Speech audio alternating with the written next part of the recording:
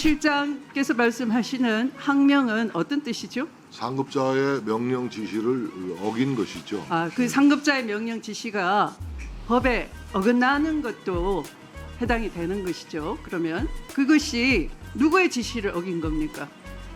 지금 국방부 장관의 지시. 국방부 장관인가요? 틀림없습니까? 그렇습니다. 네, 틀림없습니까? 국방부 장관도 그렇게 증언하고 있습니다.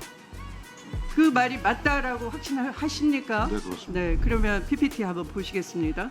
국무위원들하고 자주 소통하시죠? 그렇습니다. 네, 그러면 비서실장은 대통령을 보좌하면서 국무위원이 준법하도록 촉구하는 게 맞을까요? 아니면 불법하더라도 그걸 옹호하고 그렇게 이 궤변으로 방어해주는 게 맞을까요? 전자의 말씀이 옳다고 생각합니다. 네, 당연히 불법이 있다면 불법하지 않도록 준법하도록 해야 되는 역할을 하셔야 되고 그렇게 보좌해야 되는 거죠.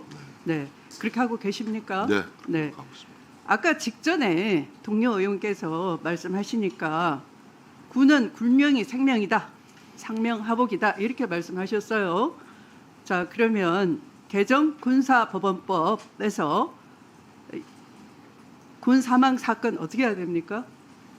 군 사망 사건은 군사법원법 개정에 따라서 이첩해야 되는 것이죠. 바로 경찰에 네, 즉시 잘 알고 이첩하도록 되어 계시네요. 있습니다. 자, 그럼 그렇게 됐는지 한번 보겠습니다.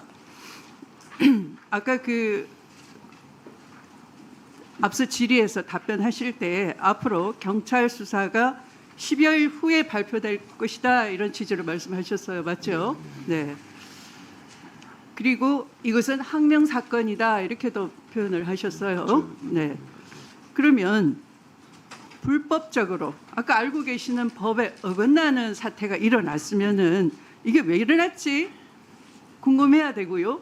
또 그 이첩을 제대로 했는데 다시 회수를 했단 말이에요.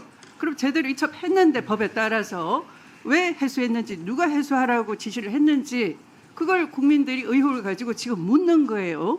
그런데 경찰 수사가 바로 그 불법 회수를 당한 경찰이 수사를 한다면 제대로 수사할 수 있습니까? 그것도 이런 많은 의혹에 수사를 제대로 해야 되는데 10여일 후에 수사 결과가 발표되면은 그 수사 결과를 믿을 수 있을까요? 그 수사 가이드라인 아닙니까? 불법 회수라는 말씀에 동의하기 어렵습니다.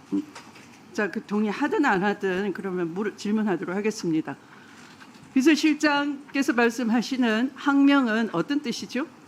군사법원법에 의해서라도 제대로 된 건데 별따로 이해하는 항명이라는 게 있습니까? 어떤 취지입니까?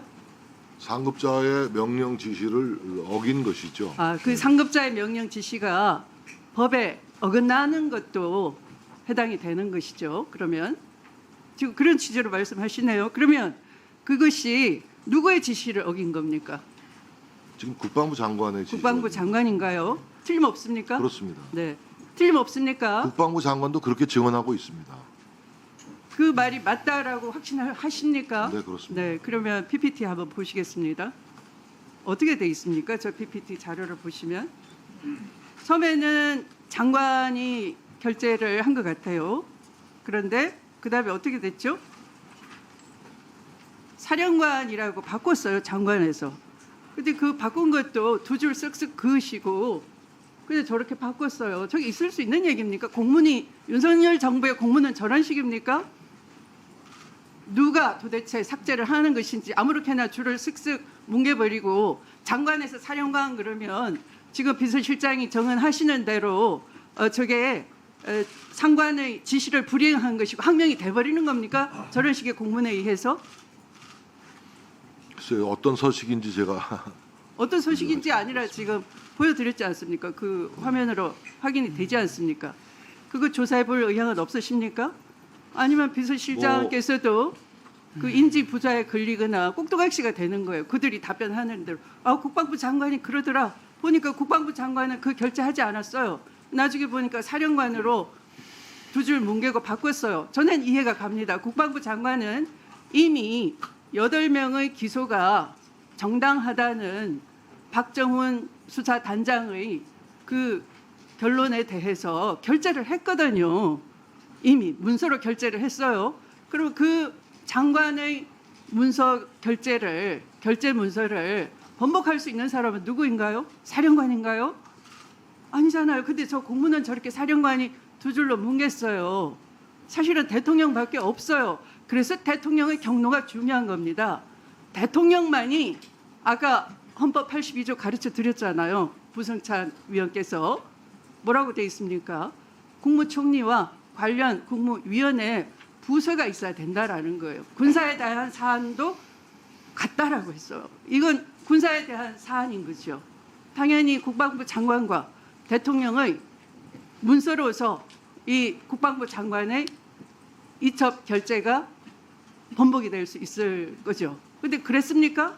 사령관이 저렇게 두 줄로 뭉개고 결재를 누구 한 지시에 거죠. 의했다는 그 말씀은 의원님의 추정과 추측일 뿐이지 근거는 아니라고 생각합니다. 합리적 의심을 배제할 수 없는 정황을 지금 말씀드리는 거잖아요. 그러면 그렇게 아까 제대로 알고 계시네요. 준법을 촉구해야 될 비서실장 입장에서는 저렇게 엉터리로 사령관이 두 줄로 뭉개고 잘못 보고하지 않았나? 나도 혹시 당하는 거 아닌가 속임을 그런 의심을 가질 만한 거죠.